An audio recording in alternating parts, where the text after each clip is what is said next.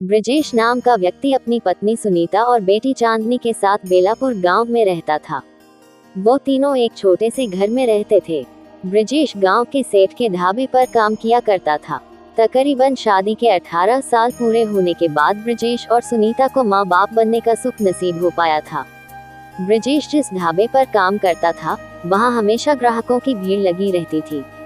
सेठ के उस ढाबे से ही ब्रजेश का घर चलता था। एक दिन सेठ पंकज नाम के एक जवान लड़के को खाना बनाने के काम पर रख लेता है। सेठ जी, मुझ गरीब से आखिर क्या भूल हो गई जो आपने मेरी जगह इस लड़के को काम पर रख लिया। ब्रजेश, तुम तो जानते ही हो कि अपने ढाबे पर कितना ज्यादा काम रहता है भाई, और अब तुम्हारी उम्र हो गई है, तुमसे अकेले इतना काम नहीं हो पाएगा, इसलिए अब ये पंकज काम में तुम्हारी मदद करेगा। ठीक है, जिससे तुम्हारी मदद भी हो जाएगी और काम भी जल्दी हो जाएगा। अच्छा, फिर तो ठीक है सेठ जी। ब्रजेश, अब तो तुम बस पंकज को सारा काम अच्छे से समझा दो, फिर तुम दोनों आराम से इस ढाबे पर काम करना। ब्रजेश पंकज को सारा काम अच्छे से समझा देता है। फिर ब्रजेश और पंकज खुशी खुशी मिलकर सारा काम करने लगे। एक दिन पंकज सब्जियां काटकर ब्रजेश को दे रहा था और ब्रजेश खाना बना रहा था। इस बूढ़े ने तो मेरी नाक में दम कर रखा है। जब से मैं यहाँ आया हूँ, ये बूढ़ा खुद कम काम करता है और मुझसे ज्यादा काम करवाता है। काम तो ठीक है, लेकिन तनख्वाह भी मुझसे ज्यादा लेता है, जबकि काम मैं ज्यादा करता हूँ। किसी भी तरह इस बुढ़े को यहाँ से हटाना ही होगा। शाम को जब वो दोनों काम निपटाकर घर जाने लगते हैं, तो सेठ उन दोनों को उनकी मजदूरी देता है और साथ ही ब्रजेश को कुछ खाना भी देता है। ये देखकर पंकज कहता है, अब एक बात पूछूं सेठ जी, काम तो मैं ब्रजेश काका से ज्यादा करता हूँ, फिर भी आप उन्हीं को ज्यादा मजदूरी और साथ में खाना भी देते हो। मेरे साथ यह नाइंसाफी क्यों मालिक? पंकज, ब्रजेश काका की सारी उम्र इसी ढाबे पर गुजरी है। वो यहाँ के सबसे पुराने कर्मचारी हैं, इसलिए उनका ये हक है। जब तुम भी इस ढाबे पर पुराने हो जाओगे तो तुम्हारा भी यह हक बनेगा। इसके बाद वह सभी वहां से अपने अपने घरों की ओर चले जाते हैं। लेकिन पंकज को ये सब देखकर जलन होने लगी। उधर कुछ देर बाद ब्रजेश अपने घर पहुंच जाता है। चांदनी उसको प्रसाद देते हुए कहती है, अरे बाबा, आप आ गए, ये लो माँ दुर्गा का प्रसाद। वाह वाह, मेरी बिटिया तो बहुत समझदार है। अब तो कल से तुम्हारे नवरात्रि भी शुरू होने वाले हैं ना बिटिया? जी बाबा। आजी सुनिए, कल से चांदी बिटिया के नवरात्रि शुरू होने वाली है, तो उसके व्रत के लिए कुछ सामान लाना था, कुछ पैसे दे दो। सुनीता, अभी तो केवल यही पैसे हैं, सेठ ने कुछ भोजन भी दिया है, चलो अब सब मिलकर भोजन कर लेते हैं, अब फिर सोचेंगे इस बारे में। अगले दिन अचानक ब्रजेश को बहुत तेज बुखार आ जाता है और वह अपने काम पर जाने की जिद करने लगता है, लेकिन उसकी पत्नी और उसकी बेटी उसको रोकने की बहुत कोशिश करती। बाबा, इतनी तेज बुखार में आप काम पर कैसे जाएंगे? मुझे जाना ही होगा बिटिया। सेठ पहले ही मेरे काम से काफी नाराज है, उन्होंने मेरी जगह एक नए लड़के को रख लिया है, अगर नहीं गया तो कहीं मेरे हाथ से यह काम भी ना चला जाए। बाबा, आप चिंता मत करो, आज आपकी जगह मैं काम पर चली जाती हूँ।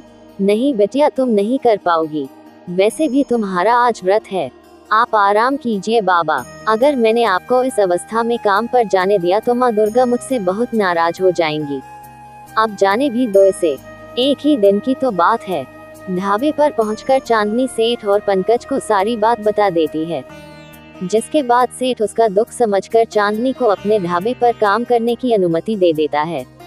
दोपहर होते ही सेठ किसी काम से ढाबे पर से चला जाता है, तो वह पंकज को ढाबे का ध्यान रखने के लिए कहता है।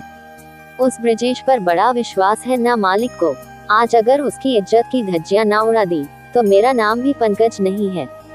वह चांदनी के पास जाकर कहता है, चांदनी, तुम खाना बनाने का काम रहने दो, यह मैं संभाल लूंगा। अच्छा, तुम तब तक जाकर मालिक के गल्ले पर बैठ जाओ। है, तभी चांदनी बाथरूम जाती है और पंकज पीछे से गल्ले में से पैसे निकालकर चांदनी के बैग में डाल देता है। शाम को सेठ ढाबे पर आता है। चांदनी अपना काम खत्म कर घर चली जाती है। तभी सेठ जी घर जाने से पहले गल्ले पर नजर घुमाता है तो उसे कम पैसे दिखते हैं, तो वह पंकज पर चिल्लाने लगता है, अरे मेरे गल्ले से पैसे किसने चुराए? कहीं पंकज, ये तेरा काम तो नहीं? नहीं मालिक, मैं गरीब जरूर हूँ लेकिन चोर नहीं, भला मैं ये काम क्यों करूँगा? मेरे जाने के बाद तो तुम और चांदनी ही यहाँ थे। आप चाहे तो मेरी तलाशी ले सकते हैं। सेठ जब उसकी तलाशी लेता है तो उसे कुछ नहीं मिलता। देखा मालिक, मैंने कहा था ना, पैसे मैंने नहीं चुराए। अगर मैंने ये काम किया होता तो अब तक मैं यहाँ रुकता ही क्यों? मैं तो कब का यहाँ से भाग जाता। बात तो सही है, लेकिन पैसे कहाँ जा सकते हैं? मुझे तो लगता है यह जरूर उस चांदनी का ही काम होगा। यह क्या बकवास कर रहा है पंकज? ब्रजेश और उसका परिवार ऐसा नहीं है, समझे? पर सेठ जी, इतने पैसे देखकर तो किसी की भी नीयत खराब हो सकती है ना। मेरी मानिए तो एक बार चलकर चांदनी की तलाशी भी ले लीजिए। सेठ पंकज के साथ ब्रजेश के घर पहुंचता है। अरे सेठ जी, आप आज मुझ गरीब के घर आए। आए आए, पधारिए। ब्रजेश, तेरी बेटी ने मेरे गले से पैसे चुराए हैं। उसे कह दो जल्दी से मेरे सारे पैसे वापस करें। ये आप कैसी बातें कर रहे हैं सेठ जी? भला मेरी बेटी ऐसा क्यों करेगी? वह ये काम कर ही नहीं सकती। तभी सेठ चांदनी का रखा बैग उठाता है और उसे चेक करता है तो उसमें पैसे रखे होते हैं। ये देख सभी हैरान रह जाते हैं। मुझे नहीं पता सेठ जी, यह पैसे मेरे बैग में कैसे आए? सभी चोर चोरी करने के बाद यही कहते हैं। ब्रजेश, तुम्हारी बेटी ऐसा करेगी मैंने कभी नहीं सोचा था। अब कल से तुझे मेरे ढाबे पर आने की कोई जरूरत नहीं है। सेठ जी, मेरी बेटी को माफ कर दीजिए। उससे गलती हो गई, लेकिन कृपा करके मुझे काम से मत निकालिए सेठ जी। लेकिन सेठ ब्रजेश की एक नहीं सुनता और वहां से चला जाता है। तभी ब्रजेश चांदनी को पीटते हुए घर से निकाल देता है। चांदनी रोती रही, गिड़गिड़ाती रही, लेकिन ब्रजेश ने उसकी एक नहीं सुनी। तभी चांदनी हाथ जोड़ते हुए माँ दुर्गा को याद करते हुए कहती है, हे माँ, मैंने पूरी श्रद्धा से आपके नवरात्रि रखे हैं। अब आप भी मेरी सहायता कीजिए। चोरी का जो मुझ पर झूठा आरोप लगा है, आप उसकी सच्चाई सबके सामने ला दीजिए। मुझ पर उपकार कीजिए। दुर्गा माँ, मेरे बाबा की इज्जत बचा लीजिए। अब कल मैं कन्या पूजन कैसे करूँगी? कोई चमत्कार कीजिए माँ, कोई चमत्कार कीजिए। नारायण नारायण। आपने देखा माते, किस तरह से आपके भक्त को सताया जा रहा है। उस पर झूठा इल्जाम लगाया जा रहा है। आपको अपने भक्त की रक्षा करनी ही होगी माते। मैं सब देख रही हूँ नारायण। मैं तो केवल चांदनी के धैर्य की परीक्षा ले रही थी। रात को जब पंकज सो रहा होता है तो दुर्गा माँ उसके सपने में आती है। दुष्ट पंकज, तूने जो आज चांदनी के साथ किया है उसकी तुझे सजा भुगतनी पड़ेगी। मेरी भक्त को सताकर तूने अच्छा नहीं किया। जल्दी से जाकर अपना गुनाह कबूल कर ले और उससे माफी मांग ले, नहीं तो इसका अंजाम अच्छा नहीं होगा। इतना बोलकर दुर्गा माँ अदृश्य हो गई। तभी पंकज जाग गया और उसे एक बुरा सपना समझकर फिर सो जाता है। अगले दिन पंकज काम पर जाता है। ढाबे पर एक पुलिस वाला खाना खाने आता है। खाना खाते वक्त पुलिस वाला अपनी महंगी घड़ी और मोबाइल टेबल पर रख देता है। फिर खाना खाकर हाथ धोने चला जाता है, लेकिन जब वह वापस आता है तो उसकी घड़ी और फोन गायब होता है। तभी पुलिस की नज़र वहीं पास में खड़े पंकज पर जाती है।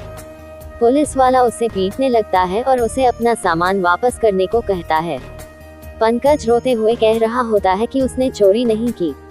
तभी उसकी जेब से पुलिस वाले की घड़ी और मोबाइल नीचे गिर जाता है। पुलिस वाला अपना सामान उठाकर वहां से चला जाता है। पंकज को पीट पीट कर पुलिस वाला अधमरा कर देता है। पंकज को अपने सपने वाली बात याद आती है तो उसे समझ आ जाता है कि दुर्गा माँ ने उसे उसके कर्मों की सजा दी है।